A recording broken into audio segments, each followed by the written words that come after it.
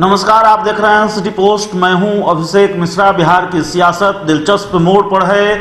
आमतौर पर चुनाव के दौरान या चुनाव से पहले सियासी दुश्मनों के बीच वार और पलटवार की स्थिति होती है और कमोबेश बिहार में ऐसा दिखता भी रहा है। चुनावी साल है, अब से कुछ महीनों के बाद बिहार में विधानसभा के चुनाव होने जा रहे हैं। लेकिन दिलचस्प बिहार की सियासत इस मायने में है क्योंकि सियासी दुश्मनों से ज़्यादा आपस में लड़ाई तेज हो गई है। हम महागठबंधन की बात कर रहे हैं। आप जानते हैं जैसे सत्ता पक्ष और विपक्ष के बीच सियासी लड़ाई होती है, वैसे ही महागठबंधन के अंदर खाने आरजेडी और हिंदुस्तानी आवाम मोर्चा के बीच सीधी जंग चल रही है। हिंदुस्तानी आवाम मोर्चा के राष्ट्रीय अध्यक्ष और पूर्व सीएम जीतन राम मांझी ने डिमांड की, अल्टीमेटम दिया आरजेडी को कि आप अगर कोऑर्डिनेशन कमेटी नहीं बनाएंगे तो हम फैसला ले लेंगे।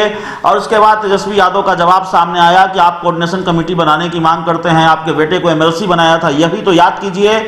और लगातार इस तरह का वार और पलटवार चलता रहा है। तेजस्वी ने यह बयान दिया, जीतन राम मांझी और आक्रामक हो गए हैं और उन्होंने ये कहा है कि अगर आरजेडी को ये गलतफहमी है कि उसका जमीन मजबूत है, उसकी सियासी जमीन बहुत मजबूत है और आरजेडी सियासी लिहाज से बहुत मजबूत है, तो आरजेडी को ये याद रखना चाहिए कि 2010 में लोजपा के साथ मिलकर आरजेडी चुनाव लड़ी थी। एमवाई समीकरण और लोजपा मिलकर भी आरजेडी को जीत नहीं दिला पाए थे और यही पैंतरेबाजी अगर आरजेडी की रही तो 2010 वाली स्थिति ही 2020 के बिहार विधानसभा चुनाव में आरजेडी के साथ होगी। क्या कहा है जीतन राम मांझी ने, आप सुनिए। कोई नीतीश जी से इस तरह की राजनीति कोई बात नहीं है। महागठबंधन को हम लोग वृहद बना करके चलना चाहते हैं, जिसमें कम्युनिस्ट को भी और फिर पप्पू यादव को भी साथ रख कर हम लोग आगे बढ़ेंगे। हम मजबूत होंगे।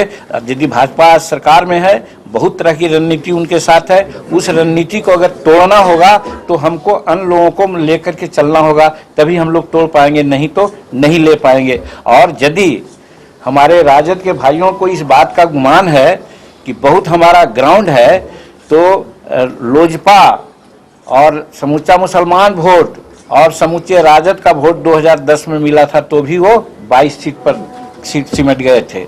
अगर इस तरह का पैंतरेबाजी रही नहीं तो हम तो भाई शुभ मनाते हैं उनके लिए, लेकिन अशुभ हो जाएगा। उतना सीट 22 लावेंगे कि नहीं लावेंगे, ये भी शंका की बात है।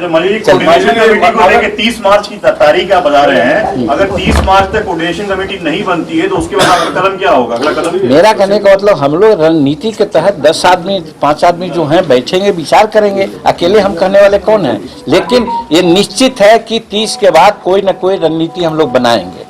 आरजेडी को अकेले छोड़ दिएगा तो अब आना चाहेंगे, उनका स्वागत है।